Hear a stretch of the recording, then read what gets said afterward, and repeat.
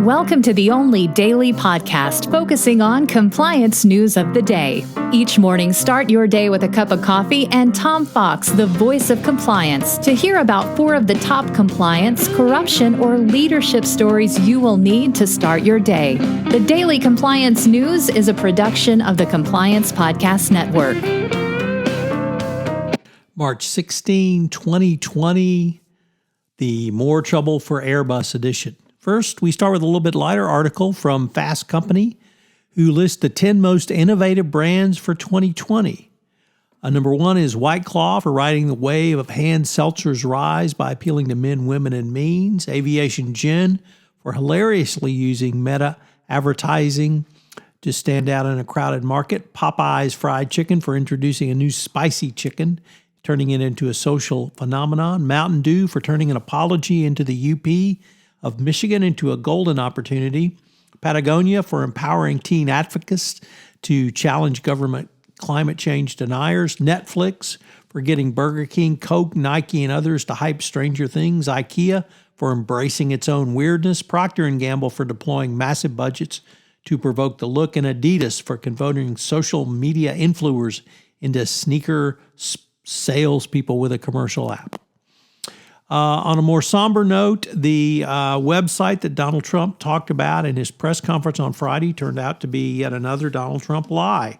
The president talked about a prototype that is under development at a Google subsidiary, not being developed by Google and is not ready to go. When you continue to have this paucity of false information, it is very dangerous, particularly in this time. Yet the president doesn't seem to be constitutionally capable of telling the truth. Companies are walking a fine line on employee data, as reported by the Wall Street Journal.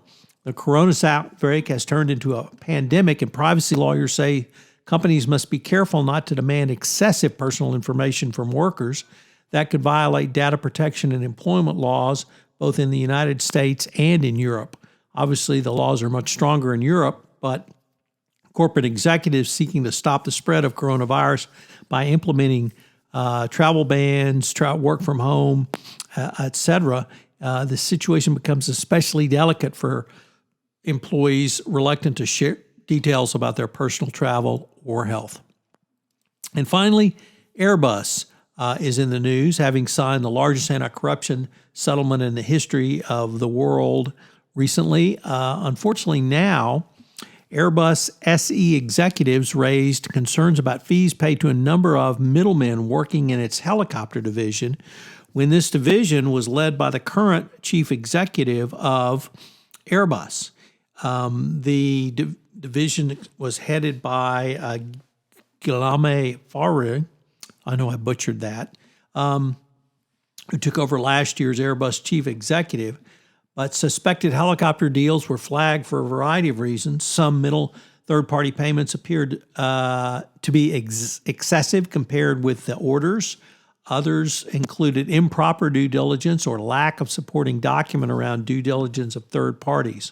So the problem for Airbus is they have a new CEO who came out of division where there were numerous problems. This was not a part of the overall settlement. Nevertheless, it shows that numerous Airbus executives were in on the fraud or simply bury their head.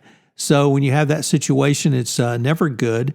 But now that person is the head of Airbus, so it'll be interesting to see if Airbus can turn the corner with a CEO who was a part of the problem in the past.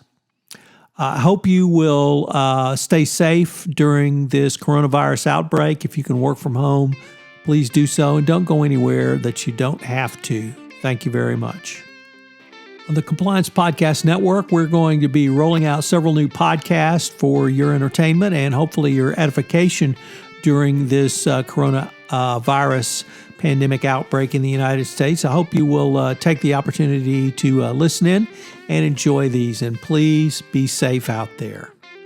Hope you have enjoyed this episode of the Daily Compliance News, which is a production of the Compliance Podcast Network and a proud member of C-Suite Radio. Thanks again.